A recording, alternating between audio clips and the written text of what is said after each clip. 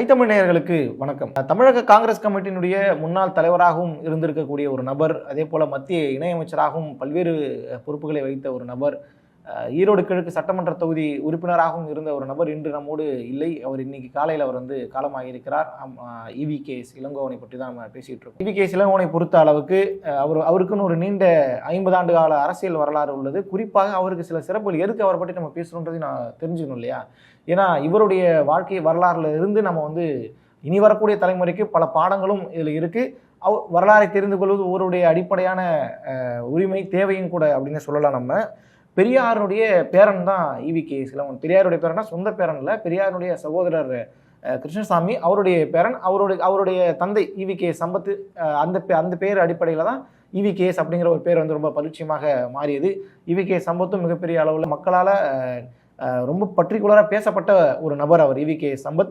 அவருடைய மகன் EVKS இளங்கோவன் இன்று காலமாக இருக்கிறார். ஏற்கனவே அவருடைய குடும்பத்தில் அவருடைய மகன், அதாவது இளங்கோவனுடைய மகன் திருமகன் ஈவேரா மாரடைப்பு காரணமாக இறந்தார். அந்த வழியிலிருந்தே அந்த குடும்பம் இன்னும் மீண்டு வந்திருக்காது. மீண்டும் மிகப்பெரிய ஒரு வழியை அந்த குடும்பம் சந்திச்சுட்டு இருக்காங்க.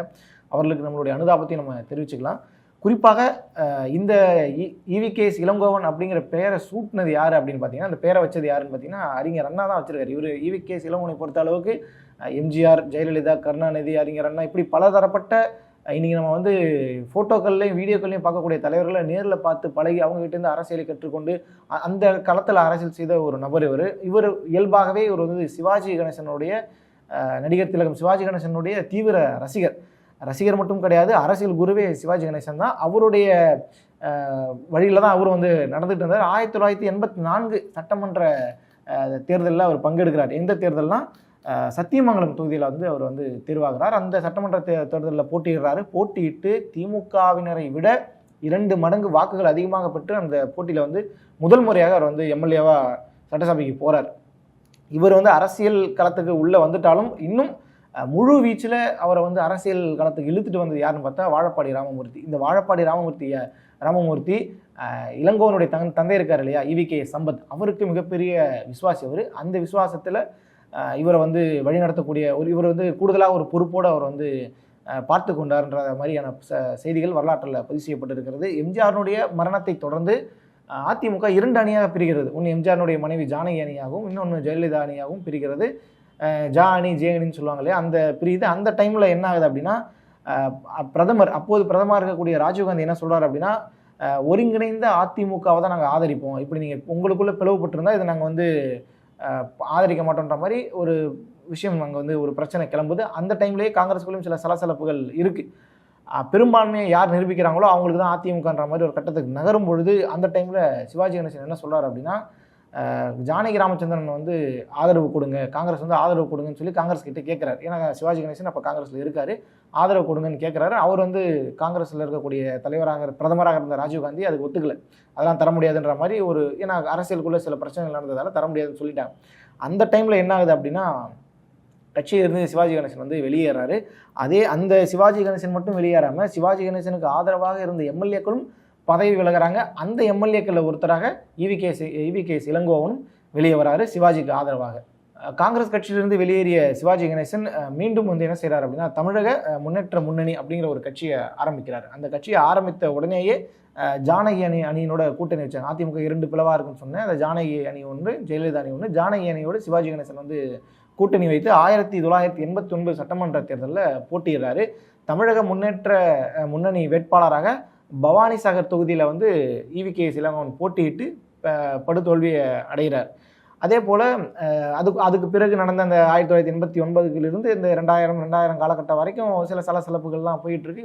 ஒரு வழியாக 2004 லோக்சபா தேர்தலில் கோபிச்செட்டிப்பாளையம் மக்களவை தொகுதியில் போட்டியிடுறாரு EVKS இளங்கோவன் காங்கிரஸில் நின்று. ஏன்னா சில சலசலப்புகளுக்கு பிறகு காங்கிரஸுக்குள்ளே அவர் போகிறாரு. பல முக்கியமான பொறுப்புகளும் அவர் வகிக்கிறார். காங்கிரஸ் கமிட்டியினுடைய தலைவராக இருக்கிறது, இப்படி ஏகப்பட்ட பொறுப்புகள்லாம் வகிக்கிறார். அந்த டைமில் போட்டிட்டு அவர் ஜெயிச்சுறாரு. அப்போ பிரதமர் மன்மோகன் சிங்கினுடைய பிரதமர் அந்த அவையின் கீழ் அவர் ஒர்க் பண்ணுறாரு. அந்த டைமில் பெட்ரோலியம், அதே போல் இயற்கை எரிவாயு துறை, வணிகம், தொழில்துறை, ஜவுளித்துறை, இப்படி பல்வேறு முக்கிய துறைகளில் இணை அமைச்சர் பதவி அவருக்கு கொடுக்கப்படுகிறது. அதையும் அவர் திறம்பட கையாண்டு கொண்டு இருக்கிறார் அதே காலகட்டத்தில். அதற்கு பிறகாக 2009 மக்களவைத் தேர்தலில் ஈரோடு மக்களவைத் தொகுதியில் போட்டியிட்டார், 2014 திருப்பூர் தொகுதியில் போட்டியிட்டார், அதே போல் 2019 தேனி தொகுதியை போட்டியிட்டார். இந்த 3 தேர்தல்களிலும் தோல்வி அடைகிறார். தேனி தொகுதி நமக்கு தெரியும், ஓபிஎஸ் மகனுடைய OP ரவீந்திரநாத்துடைய தொகுதி இது. அந்த தொகுதியிலும் போட்டியிடுறார். இப்படி நீண்ட அரசியல் வரலாறு இப்படி நீண்ட அரசியல் வரலாறுடைய EVKS இளங்கோவன் சில தேர்தல்களில் தோற்கிறாரு, சில தேர்தல்களில் வெற்றி பெறுகிறார். இவருடைய திமுகவுடைய கூட்டணியில் இருந்துக்கிட்டே கலைஞரை கடுமையாக விமர்சனம் செய்யக்கூடிய அளவுக்கு இவர் கட்ஸ் உள்ள ஒரு நபர்னே சொல்லலாம். அந்த கட்ஸை பார்த்து கேப்டன் விஜயகாந்த் இருக்கார் இல்லையா, தேமுதிக தலைவராக இருந்து மறைந்த விஜயகாந்த் அவர்கள் இனிப்பு கொடுத்து அவர் பாராட்டக்கூடிய சம்பவங்களும் நடந்தது. ஏன் இதை சொல்கிறோம் அப்படின்னா, கூட்டணியில் இருந்தாலும் கூட்டணி இருக்கக்கூடியவர்கள் செய்யக்கூடிய தவறுகளையோ அவர்களை விமர்சனம் செய்யக்கூடிய அளவுக்கு ஒரு ஜனநாயகம் அங்கே செயல்பாட்டில் இருந்திருக்கு. இன்றைக்கி நம்ம பேசக்கூடிய அளவுக்கு இல்லாமல் இன்றைக்கி செயல்பாட்டில் இருந்திருக்குங்கிறதுக்கு உதாரணமாக EVKS. ஏன்னா அவர் ரொம்ப ஹார்ஷான ஒரு நபர், பேசினா ரொம்ப காட்டமான விமர்சனம் தான் வைக்கக்கூடிய ஒரு நபர் அவர். அப்படிப்பட்ட ஒரு நபர், நம்மளுடைய சமகாலத்தில் இருந்த ஒரு நபர், ஜனநாயகம் உயிர் பெற்று இருந்தக்கூடிய ஒரு காலகட்டத்தில் அவர் வாழ்ந்த ஒரு நபர் இன்றைக்கி நம்ம கூட இல்லை அப்படிங்கிறது உள்ளபடியே ஒரு மனவேதனையை தருகிறது.